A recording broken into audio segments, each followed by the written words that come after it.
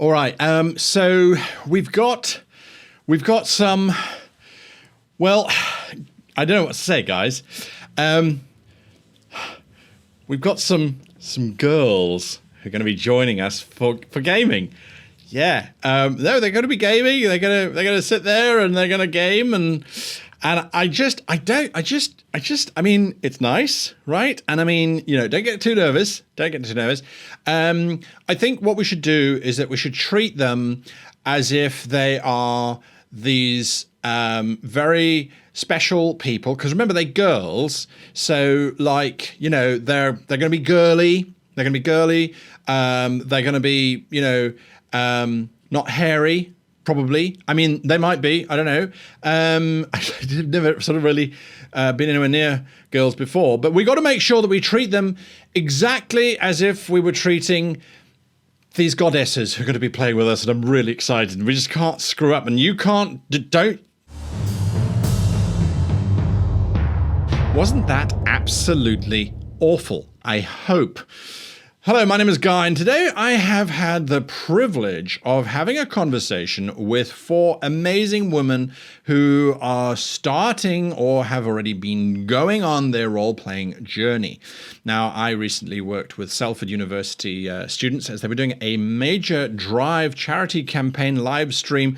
They raised over £2,500, which is like $50,000. No, I'm lying. They raised a good amount of money for a fantastic charity. And after the charity drive, I managed to sit down with these 4 amazing women and chat with them about what it's like to be a young woman in role-playing today. Now, we know for a fact, statistically, there are more middle-aged, bearded, slightly overweight men playing role-playing games than any other type of human being playing role-playing games. And how does that affect life? How does that change the game for other people? I personally don't know. I've always just been me. Now, I have obviously had a small different perspective in terms of role-playing, coming from an LGBTI plus background, but I still fit the general demographic. As a matter of fact, when new people started to do YouTube videos, it's like, hey, I love the YouTube video advice, but you have to put on weight and put on a beard. Otherwise, you're just not going to be taken seriously. Is this the case, or isn't it? Watch this interview, and I think you will find, hopefully, if you're like me, you'll be sitting there going, yeah, never thought about that. That's brilliant. And if at the end of it, we can be a little bit more open to how other human beings on this planet should be treated or should just be handled exactly the same as how we would handle everybody else, which ultimately is what I think it should be, well, then all the better. Again, big thank you to the Salford University role-playing group for making time to chat with me. Tell us a little about yourself, Beth, and how did you get into role-playing? So I'm Beth. I ended up role-playing because my boyfriend played and wanted our friend group to have a go. So we did a one-shot, and then I came to university and found groups through different societies. So I've been playing for about 3 years now. Fantastic. Okay, there we go. Nia? So I'm Nia. I'm a part-time streamer under the handle Sugar Crit. Nice. I also have a degree in game design and a background in theatre. So gaming and roleplay has sort of been my life. It's just been my background for as long as I can remember. Lovely. Holly? I'm Holly. I've been playing for around 4 years. My friends in sixth form wanted to start doing it, and then I've played multiple different games with multiple different DMs since then. So, yeah. Good to know. Claudia? I'm Claudia. I only started playing D&D a couple of years ago when I came to university, but I've known about it for a long time. My mom used to play when she was my age, so I grew up with her stories. But I only started playing once I came to university and joined the society. Fantastic. Are any of you GMs or DMs? I have, but not currently. Okay. I'm just about to start GMing a game. Fantastic. It's always good to hear that. We need more GMs. So there we are. All right. So we're trying to understand what is the world like for being a woman gamer and gamer in context of role-playing games. So it sounds like some of you, Claudia, you've got a long history with that, with your mum having sort of started in that. Yeah. So what is there still a stigma around being a role player? How do people react when you say, "Well, I role play, I play Dungeons and Dragons"? Beth, what's your experience been like? I don't think people necessarily have like a shocked or a bad reaction, but going into everything, I felt very aware of the fact that I'm female, and I still do. For example, I was meant to DM on the charity live stream we did, and I was going to be the only female DM. And as you can see, there were 4 of us who played. You're just very, very aware that you are female in this culture, I find. And do you feel that skews things a little bit? Do you feel that there's a bit of a pressure to perform or to? I think definitely, because from my experience, the people who know a lot about things like D&D are male. I can't think of a female that I have met who just has that expansive knowledge some people have. And I personally felt pressured to step up. I feel like I have to know everything. There's a bit of imposter syndrome there, I think. Right. And Nia, being a streamer, what's your experience been like? Is there a stigma around it? It's definitely bizarre because I'm not I host a game every Saturday, or at least as regular as we can every Saturday. But not being the GM, it's a weird situation having a game and being the host on my channel, but not being the GM of the game. So to try and draw people in, because most of the D&D games that are on Twitch, the person hosting is the GM of that game. So I found it a little bit strange from that perspective. But actually being a female player in it, I've not found any issues in that regard from a streaming point of view. That might just be that I'm fortunate enough to have a community that's been incredibly supportive with any sort of gender or identity. And I think I've just fallen into a very, very fortunate pocket. But that hasn't always been my experience. My experience has definitely changed over the years. And it's definitely a more positive experience now than it was when it started. Right. Do you think there's pushback on you being a GM? Do you think people, your group would go, maybe, or do you want a GM? I do. There has been a lot of requests for me to GM. And I have written a lot of content. I am a creative person in that my brain doesn't stop wanting to make things. And I probably have about 4 campaigns worth of content that is written on my hard drive. But there is a lot of anxiety to step forward. And I think from a female gamer point of view, when you look at the male GMs that are out there and what they are capable of, particularly in the standpoint of vocalizations with the silly voices, so to speak, the acting, you're looking at, I bring him up because it is always the effect that everyone does, but the Matt Mercer effect, I know that people don't have to be him, but it is someone that people admire. And there's a reason for that. And being a woman, there's so many male characters within Dungeons and Dragons that we're not really able to emulate in the same way. I think that's what holds me back in stepping forward as a GM, knowing that as much as I would love to bring that world forward for my players, I don't feel comfortable that I would do it justice in the same way that maybe a male DM would be able to. Interesting. Holly, you got into it in school. What's your experience been like? It's changed quite a lot because I started off with a group of lads and one other girl, and that other girl actually quit because she was just getting ignored the entire time, and I stayed with them just because I enjoyed D&D and all sorts, and I ended up quitting after quite a few months after that because I just got ignored by everyone in it all the time. And my current group now, I play with them weekly. We take it in turns to like DM and stuff like that, and I feel like I actually did DM once. I did a one shot, and the only time that I felt like I was properly listened to was actually when I was DMing. So yeah, it's harder to get your word in when you're a player, I think, because they just they get a bit caught up in what they're saying themselves, to listen to anyone else trying to speak. It's interesting that you say that. Do you think that's because, and I'm totally generalizing here, but this is just my experience. Do you think it's because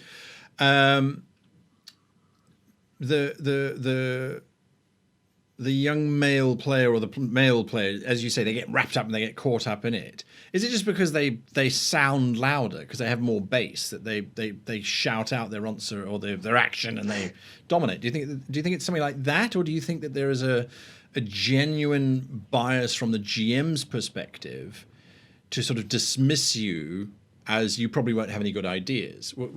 Where do you think that comes from? I don't think it's any kind of bias. I think it is like the voice and the confidence, really, I guess. Like maybe it's because when I first started out, I didn't know as much about D&D, and so I kind of got put as she don't really know anything about it, so she's let her do whatever. And now my DM is actually my boyfriend, so every now and then when the guys get a little bit too like ignoring me or whatever, he'll be like, what was that you just said, Molly? Because he notices when it happens or whatever, because they just get quite boisterous and their voices are louder and they're more confident. So I suppose, yeah, I just need to. I think that's fascinating. I mean, the whole point of this video is to say, okay, well, are there discrepancies? And if there are, how can we address them? And I think that's the first point that we can look at, is that's GM management. It doesn't matter who's sitting at their table. You should be sharing your time equally with everybody. So I think that's a brilliant first point to emphasize, is you work through each of your players. Otherwise, you're just being a bad GM, in my opinion. Claudia, you grew up with your mum having done it. So did you have a different experience kind of going in? Was your mum quite a champion, an advocate of that? Because I mean, I know historically over time there were very few female gamers, and it kind of got bigger and a bit more mainstream. What was your experience like? From what she would tell me, she was the only woman in a group of all males. But I think she pretty much played exclusively with her friend group. So she didn't have many problems in that regard.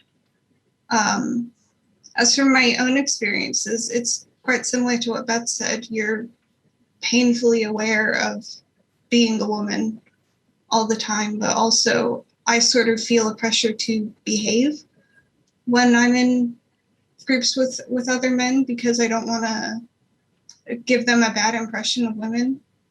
Or when you say behave, what do you mean? Not cut off everyone's heads and put the heads on spikes? To sort of be polite and to not speak up or be rude to them, because it sort of feels like you're kind of, they're giving you the privilege of being there, so you have to feel appreciative of it. That's interesting. You guys, do you have to be nice so that they'll want to invite you back again. I'm getting nods from almost everybody there. Yeah. That's shocking. That's absolutely shocking. I didn't care about that as much. As the first thing I played was a barbarian, and I went around cutting people's heads off with a hand axe. So I didn't care as much. But I completely get what you mean. Yeah. Yeah. Okay. Definitely the general feeling. Yes. Like when you're playing with a good group, it's fine. But the overall feeling when you're feeling with strangers, or playing with strangers, is behave, be nice. will they invite you back? You've got to be Yes. the model player. You don't I want play to with my friend. Oh, go on, Beth. You don't want to impose, like, quite often I've noticed male players, their characters will play off each other and do stupid things together. And you don't want to start doing that as a female because you don't want to impose on what their character's doing. And when you both try and do something, you're always like, oh, go ahead, because you just don't want to take up that space. Interesting. Okay. I can completely see that. Let me ask you this question then. Have you guys played in all female groups? I have. I did it in the stream actually. We was a whole all female group, Right. and well, our DM was a male, but I felt like I was ignored a lot less, to put it simply. Yeah.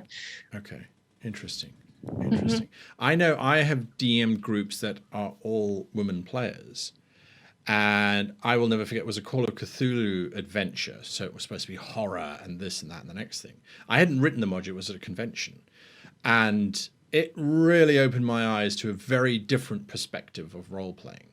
Because the women got together, and instead of trying to defeat the enemy, there was so much more role playing going on for emotional support of each other, and for trying to reestablish normalcy for everybody else, rather than okay, well, they've been made widows, that's fine, we're leaving them, we're going to go and track down something.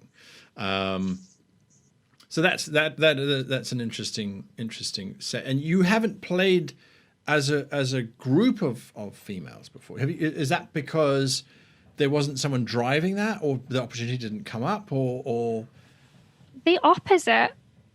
At the beginning of last year, when we were setting up D&D groups as part of the society, we discussed, do we want to put forward the proposal of an all-female group? And people said they didn't want that because they didn't feel comfortable with it, I think. They just didn't want that limitation.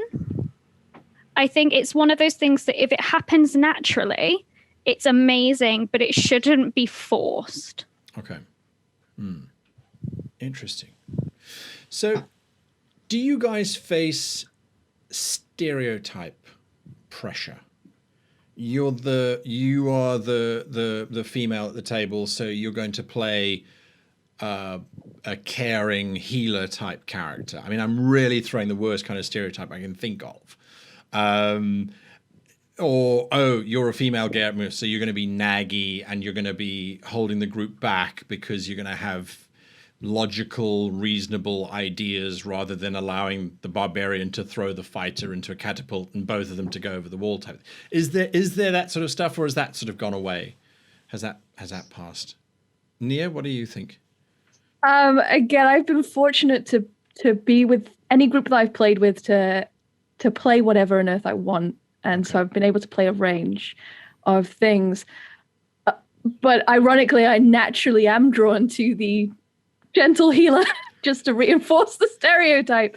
And so deliberately this time around, I am playing the dumb barbarian that just wants to go and stab things.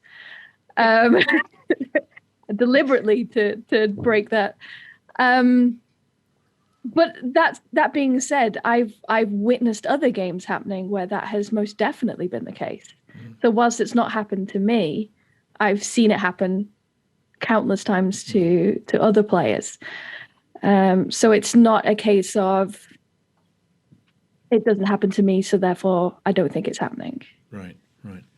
Holly, you said you were playing a barbarian. What was the reaction like from the rest of your players to that? Did they kind of go, well, okay? Or... Yeah, that was my first game where I ended up quitting. So they kind of treat me as in like, you're the dumb barbarian. She hasn't got really anything to say. Maybe you should play a different class, or something like that. They just didn't take it as seriously as the other like fighter who was a male. They didn't take what I was doing as seriously. There's like, you're gonna chop off the head all right, well, is there anything else you want to do? It's kind of thing, you know. Right. Interesting. Claudia, have you? What is your experience on stereotyping? I can't say I've had much experience falling into those stereotypes. The first character I played was an aggressive fighter with a big hammer. So I think I've not faced that much restriction in what kind of characters I can play. Beth? I think I'm the same as Nia. I haven't personally experienced it, but I've seen it. And I think a lot of that's due to who I've played with. My boyfriend GM'd. My current GM is my best mate who loves us doing the most idiotic things ever possible. Right. So I've not been in situations where I'm likely to be, but I have definitely seen it happen to others. Claudia, do you think that there's a certain kind of nervousness that comes in from playing opposite genders? If your group, if you've got a bunch of guys and suddenly they all play female characters, do you think they become self-conscious of what they're doing, or do you think have you experienced anything like that? Actually, in one of my groups, we did have a guy who played a female character, and he was pretty comfortable with it. And I've played male characters as well, and that's not a problem for me. But I don't think that's the case for everybody. Yeah. Beth, your thoughts on representation and gender? I think it depends on how much the game presses it, because in the game I'm currently playing where I'm a male character, I don't feel like that defines my character. It very, very rarely comes into the equation that I am a male. And I think in a situation where it would, I'd act pretty similarly to how I would if I was a female character. But in media, there is definitely an issue of strong female characters. And I go to books for those characters because I find the easiest way for me to build a character is to find a character in media and embody them. And I look at books for that because there's not a lot elsewhere. Right. Absolutely. Nia, your thoughts? Within the general media, I definitely agree that the lack. In fact, I found myself taken aback recently with, I think it was a recent Skyrim trailer that's come out, where pretty much all of the characters that were depicted in the hero party were female. And I turned to my partner. I was just like, I've not seen that before. I've not seen a big title demonstrate their latest product where all the characters are female. And for me to even feel the need to comment on that gives a demonstration that we are most definitely lacking big female characters within fantasy. There should not be a need to even point that out. Right. Of Absolutely. gender. Yes. Because there are two archetypes that are shown if you're having a fantasy, high fantasy. They're either the soft female mage cleric, or they're the scantily clad archer in the background, not getting up into the fight. Yes. And those are the two character archetypes that are shown. So to then have it that they were all of them, there was, the weird necromancer mage, the actual battle fighter who was being sacrificed, all of these things, and they're all female. Just phenomenal. Yes. But it's slowly changing. There's a fantastic animated series called Dragon Prince, which, if you haven't seen it, it's available on Netflix. And the representation within that for male characters, female characters, non-binary characters, deaf characters, even there's a character who communicates through sign language. It's just beautifully done. And it is starting to come through little by little, mostly through the animated side of things. But it is ever so slightly starting to come through into media in just tiny threads. And that's fantastic. I can't wait to see where it goes in the next sort of 5-10 years. Claudia, how do you feel when a male GM is trying to impersonate a female character as an NPC? What to you is a line to be crossed? I know that if I'm trying to do a female character, I will generally try and use a softer voice and not be deep and that sort of thing. I'll throw whatever accent I can, however bad that accent is. That's neither here nor there. But generally speaking, I will try and speak softer, just to try and impersonate feminine qualities more than anything else. What is your take when male GMs are trying to then be females?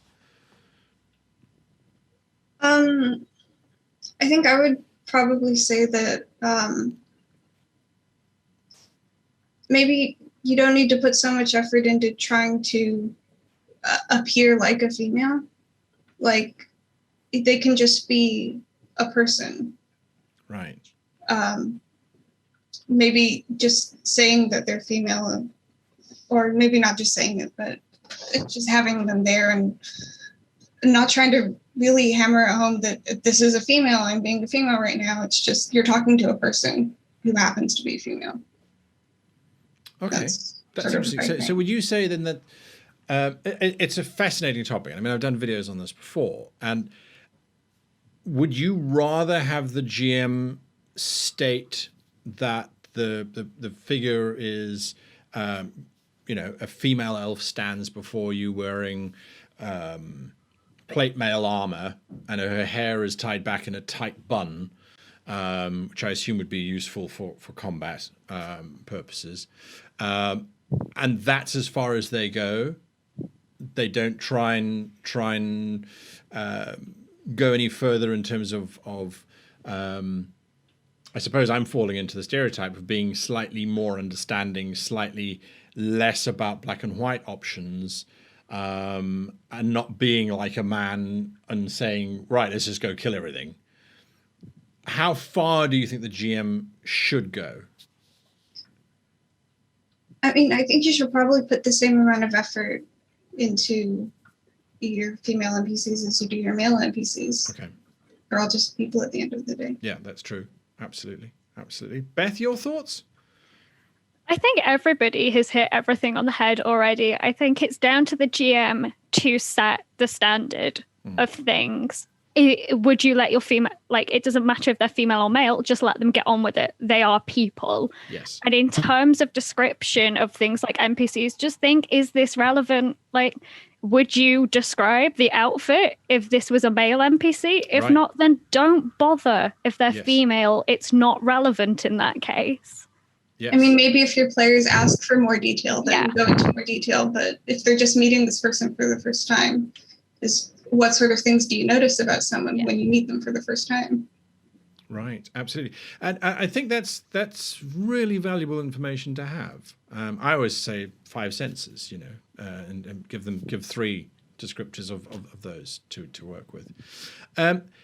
When we then start to look at bugbears, because people on the internet love bugbears. If I call this 4 angry women complaining about male gamers, it will get 10 times the amount of viewership, right? But that's not the point. The point here is to learn and to educate. So without going into too much personal detail, let's start with Holly. What are some male bugbears? Male habits that gamers do that irritate you, that male gamers do? It's like, they fart too much, or I don't know. I mean, I'm again being as stereotypical as I can. Is there something that sticks out for you as being irritating, or maybe it's that it's not? I don't know. Oh God, what do they do? Well, I've already said before about like they ignore you, but I've noticed that guys tend to, I suppose, mess about a bit more, but also I don't feel included in that, so that kind of annoys me in that way, because they're like, we call it shitposting. I don't like that as much. Other than that, I can't really think of anything else that they do specifically because they're male. It's just individual people. Sure, absolutely. No, I completely get it. Claudia, anything from you? excessive flirting with the NPCs. I mean, sometimes you run into one and they're attractive and you'll try and hit it off, but when they all the time and they just go around every new NPC, you're like, oh, is she attractive? Can I talk to them? It's like, oh, come on. I want to go kill the monster. I like that. Okay, Beth. This is from experience with kind of a few certain people. The ones who know a lot have a habit of info dumping. And it's something I've noticed, like, whenever I've had conversations with females, there's none of that, I'm going to tell you the entire history of this plane. You just have a conversation, whereas males are a lot more likely to give you the entire player's handbook in a conversation. And you just have to nod along. And it drives me a little bit nuts because you can try and change the conversation and you somehow end up back at why clerics are amazing or something like that. They are, but... I find that very interesting. I sympathize with that. I myself am not particularly law heavy or rules heavy. And so when you get the whole explanation as to why... After a while, you're like, yeah, I get it. You really love the subject, but yeah, move on. Okay. I like that. Nia, anything from you? Well, first of all, the nerd inside me is clearly on one track because when you said bugbears, I immediately thought we were about to have a conversation about the race. Right, yes. Yeah. So I'm glad I wasn't the only one. yeah, that sort of tells you where my brain sits. But I think the main thing for me is the sort of the almost gatekeeping in terms of knowledge. It's not so much about the game. You're like, I've always felt welcome to kind of go and play a game, but there is a almost gatekeeping in terms of people who think that I don't know anything or don't know enough. So it's that bugbear of if I want to do something or I'm trying to explain a rule or react in a certain way of any other male player then telling me information that I already know, the mansplaining of the D&D world. Okay. That's probably my biggest one. Fantastic. I mean, this is so useful. It's so very useful to hear this. And do you guys ever feel pressure? Or this is not one of the questions that I sent you beforehand, so I apologize. But I had an opportunity come up where I was playing in an all-gay group, and we had a straight friend who wanted to join us, and we're like, well, that's okay. Do we have to change how we talk? Do we have to change about what we talk about? That sort of thing. When they joined us, we became so much gayer, it was irritating. We're like, what the hell happened? We never talk about those body parts when we're just us. He comes in and suddenly we're flirting with every prince that comes along. You know, it was bizarre. And when he left, not because he got freaked out, but it was just timetables, everything just went back to just being like a standard role-playing session. Do you ever find that you're suddenly doing things that you wouldn't do because you are a woman? Holly, ever had that? Yeah, the first two campaigns I ever played, one of them was with Nia, if you remember, the barbarian, Baratith. He just chopped off everyone's heads, and same with the first one, was an elf. Chopped off everyone's heads just to make a point that I guess I could, you know. Yeah. Okay. I don't do that as much anymore. I like casters now. There you are. Claudia, any experience on that? Not so much anymore, but in the first campaign I played, I sort of felt the need to outperform the male players. Like my character always had to be stronger or more successful just to prove my worth. There we go. Yeah. Beth? I found the opposite.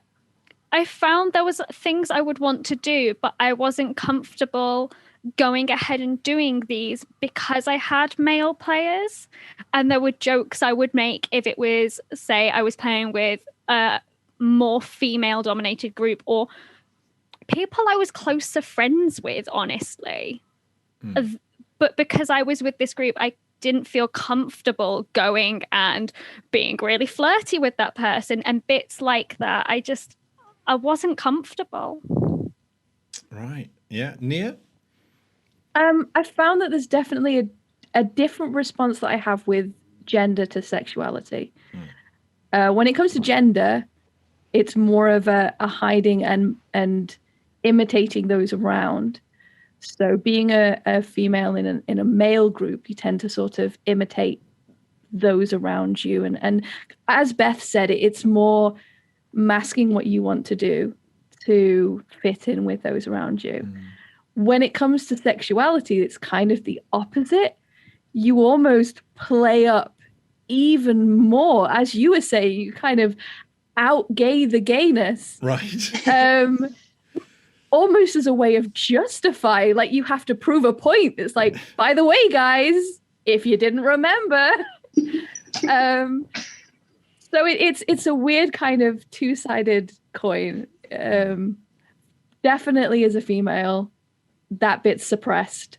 But when it comes to playing with sexuality, that's kind of ramped up the other side. Yeah.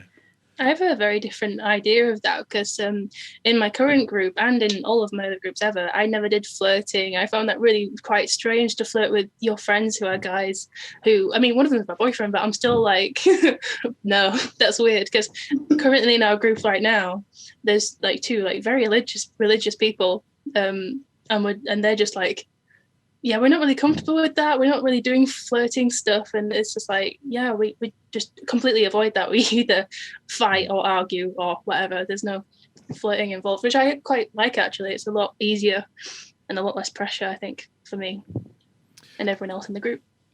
I do think that's a whole other topic. I think you're absolutely right on that. In terms of, I do get a lot of people who watch channel and they go, no, well, we don't do anything with regards to flirting or sex or that doesn't happen in fantasy worlds.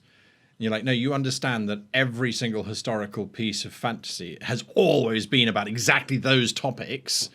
Oh, and there's battles that happen on top of them. But they usually happen on top of them because of all the flirting and, he stole her from here and she stole him and then more, So it's an absolutely interesting point.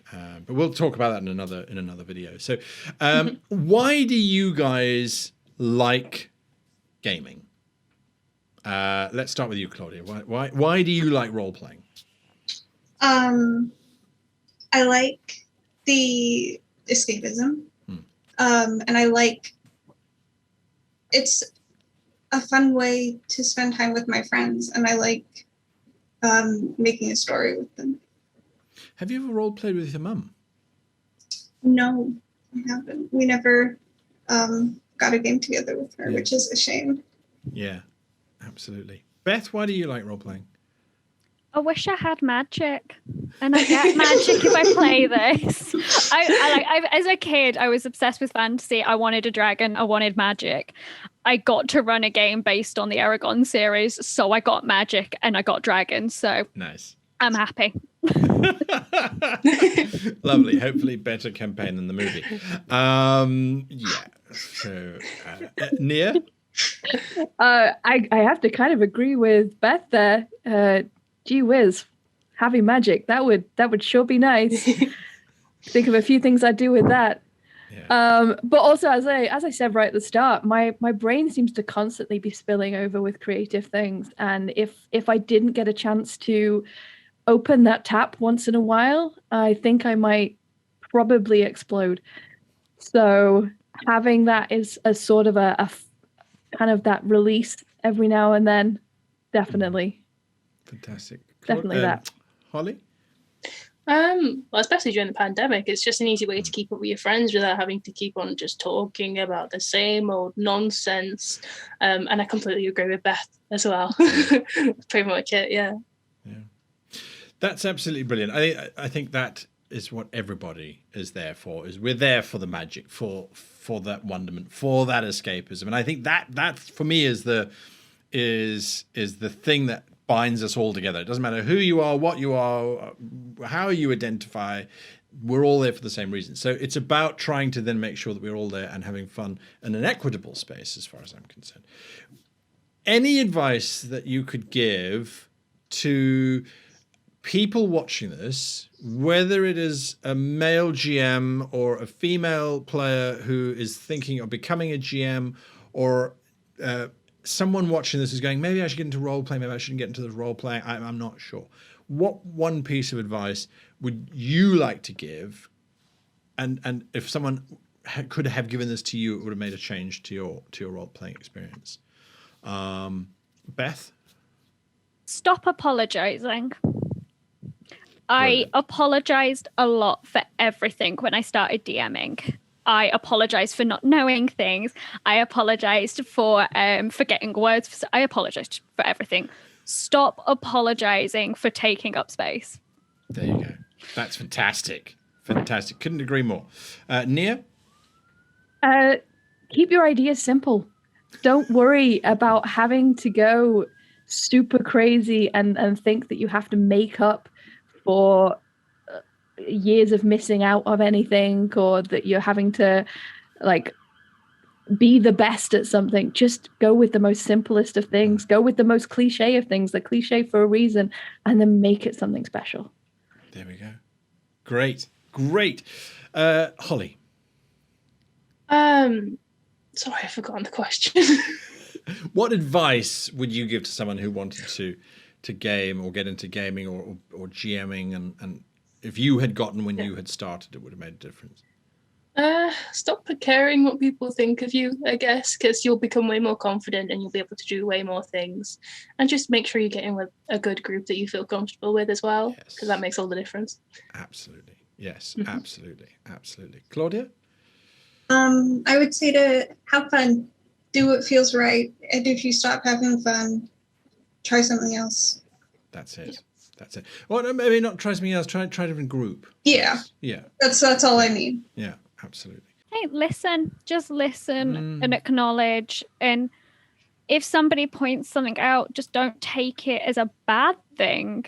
Because I think people go off the other end thinking, "Oh my God, I've ruined everything." Just realign. Yeah, you are going to make mistakes, and that's fine. Just be open to the criticism. The other massively controversial thing is to remember that we're all people. There's very little difference to treating men and women. And if you act as if they're exactly the same, more often than not, they'll behave exactly the same. Yeah, people first. Yeah. Absolutely. There's not like female bait to kind of go, oh, I will entice women in this way. Actually, we'll probably be enticed in exactly the same way male gamers will. I know about 10. It's interesting to hear you say that. Do you think it's because it's historical? Because if you look at the Iliad, or if you look at where our fantasy inspirations come from, Greek mythology and that sort of thing, by virtue of the cultures, women have always been cast as the home caregiver or the temptress, or there's very few historically strong characters, and when they were very quickly put down by male people. So Boadicea, Joan of Arc. If you look at the Greek goddesses, Athena is probably the most empowered of the goddesses, but she still wasn't in charge. Zeus was in charge. So do you think that that's sort of a legacy that's come through, and that's kind of what we're battling with? I don't want to say, excuse my language, but fuck the patriarchy. But fuck the patriarchy, because that's basically what it came down to. Is let's not let this kind of group realize their own power. When the reality is that it's an equality between the two genders. And, you could rewrite any of those stories, take away the gender, and the story still is exactly the same. It doesn't make any difference. You could rewrite the Iliad and have the protagonist be female. The story's still the same. It doesn't change anything. You could rewrite Lord of the Rings and Frodo be, Freda. Yeah. I think I kind of feel like, because you talk about rewriting the Iliad and you suddenly go, well, the whole siren song would change. You'd have a bunch of mermen chained to a rock trying to entice all of these female sailors to their doom. Or would you? Or would you? Yeah, you access then it's a whole sexuality thing. Right, An absolutely. alluring song is still an alluring song. You're sort of tapping into That's a base true. instinct That's true. of being mesmers. I mean, that's the whole Yes. point of a mesmer, isn't it? That you're Exactly. tapping into that side of things. Yeah. I don't know. That sounds like an interesting project. Anyway, Sorry. that's my brain suddenly going, oh, well, that's an interesting way of subverting expectations and exploring and all that sort of stuff. I hope you found the interview as enlightening as I did, and as open and honest, I think, as we could get. That's what we were trying to do. We were really just trying to show how we should treat each other around the table. And that is with equality, but let's put that word aside. That's as human beings. And that we're all just the same, and that the physical shouldn't play a part in how we deal with each other. And yes, I know, it's going to be difficult. It is going to be difficult, but ultimately, I think that when you are sitting around the table and everyone is just someone playing the game, life is easier and better. What are your thoughts? Put in the comments down below. Do you have these kind of conversations with everybody around your table? And it doesn't just have to be on gender. It could be on an array of things, an absolute array of things. We have seen how role-playing games have been changing and evolving over the past decade to try and be more inclusive of everything. I don't think it's about inclusivity. I think it's just about relishing and enjoying the fact that we all are united in the singular hobby of role-playing. And it doesn't matter where we come from or what we look like or what that's not important. The important thing is we all want to make characters, we all want to go on adventures, and sometimes we all want to be the hero. You could become the hero, I should say, of the Marketing Goblin or the Web Goblin by hitting that like button or the subscribe button. They do this little dance thing. I spoke about it last week. It's absolutely gorgeous. Anyway, that's something to think about. I want to say until next week, so long, farewell, adieu to you and you and you and you. But before we do that, we just need to jump into Dungeon Fog.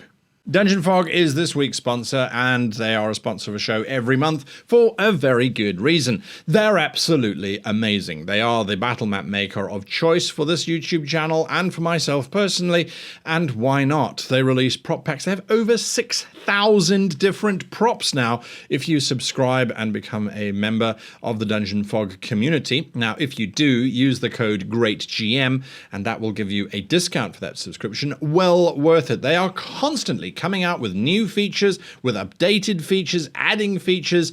There is a massive move at the moment in the next month or so for a gigantic sci-fi prop pack, which I have had the benefit and joy of being part of creating. So you can do science fiction, you can do horror, you can do Victorian, you can do period piece, you can do fantasy, you can do orcs, you can do Celts, there is so many different things that you can do within Dungeon Fog in terms of your settings. It's absolutely mind-blowing. And now, of course, you can export your Dungeon Fog maps into Foundry VTT, and all of the settings, the lighting, the walls, all of that sort of stuff transports across instantly, giving you dynamic battle maps within your favorite VTT. So it's really the ultimate place to go. Regardless of whether you are a skilled artist or not, Dungeon Fog will make your maps absolutely awesome. Until next time, from me, goodbye.